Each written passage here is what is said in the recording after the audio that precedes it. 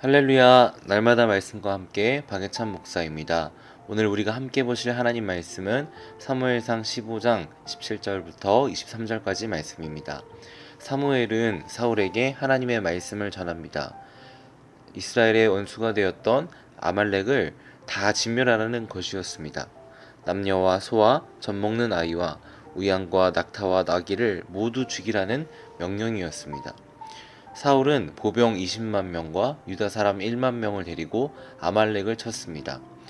하지만 사울과 백성들은 칼로 모든 아말렉 백성을 진멸하면서도 왕 아각과 양과 소의 가장 좋은 것은 진멸하기가 아까워 남기고 하찮은 것들만 진멸하였습니다.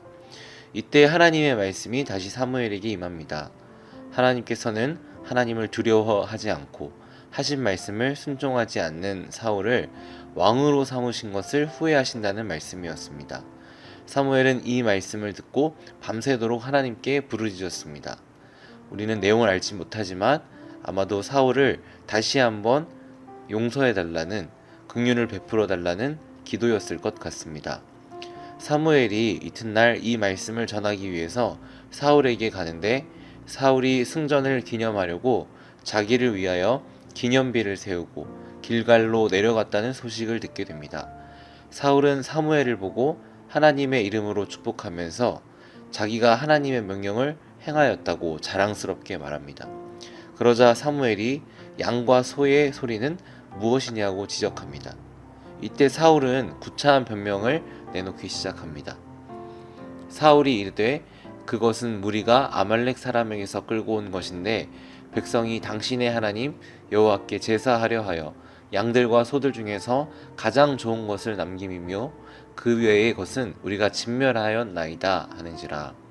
15절에 백성들이 하나님께 제사하려고 좋은 것을 남겼다고 말합니다. 사울은 백성들에게 모든 책임을 떠넘기고 있습니다. 그러나 실제로 아각과 양과 소의 좋은 것들을 남기는 결정은 백성들만 한 것이 아니라 분명히 사울과 백성이 같이 한 일이었습니다.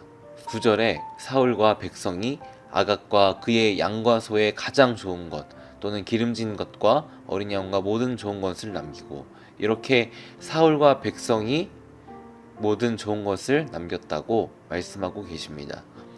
사무엘은 이렇게 구차한 변명으로 하나님을 속이려고 할 때 하나님께 최종 선고를 받습니다. 22절 사무엘이 이르되 여호와께서 번제와 다른 제사를 그의 목소리를 청종하는 것을 좋아하심 같이 좋아하시겠나이까. 순종이 제사보다 낫고 듣는 것이 순양의 기름보다 나으니. 이것은 사울을 버리시겠다는 하나님의 최종 선고입니다. 사울이 하나님께 순종하지 않을 때 하나님은 사울을 버리셨습니다.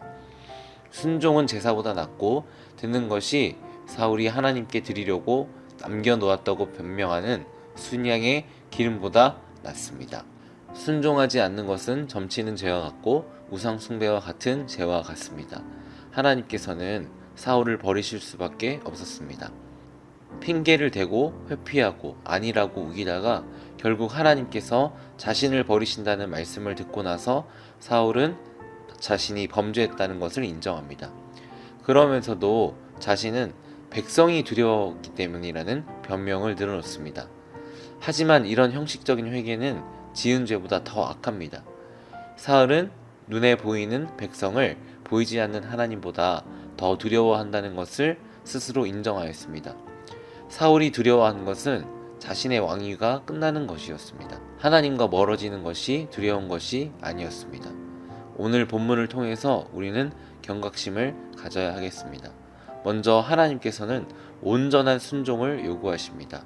사울에게 순종의 기준은 적당이었습니다. 그는 온전한 순종을 하지 않고 자신의 기준에 맞는 순종의 모습으로 나아갔습니다. 우리도 우리의 생각대로 행하며 온전하지 못한 모습이 있는지는 아닌지 살펴보아야 하겠습니다. 또 사울은 자신이 죄를 지적당할 때 인정하는 모습 대신 백성들에게 책임을 떠넘기는 모습을 보여줍니다. 회복이라고 하는 것은 내가 죄인인 것을 직면할 때 주님께서 고치십니다. 다윗을 보면 나단 선지자가 나와서 회개를 촉구할 때 죄를 지적할 때 잘못했다고 바로 인정합니다. 그리고 회개로 나아갑니다. 그래서 회복이 된 것입니다. 그런데 회복이 안 되는 사람의 특징은 핑계를 대고 자꾸만 회피합니다. 정직하지 않고 자신의 잘못을 대신 씌울 희생양을 찾습니다. 그렇기에 참된 회개가 아니라 율법적이고 형식적인 회개를 합니다. 우리는 이러한 모습이 우리에게는 없는지 살펴보고 온전한 순종으로, 온전한 회개로 하나님께 나아가는 우리 모두 되시길 주님의 이름으로 축복합니다. 우리 함께 기도하겠습니다. 사랑의 하나님 아버지, 감사합니다. 우리가 온전한 순종으로 나아가게 하여 주시옵소서.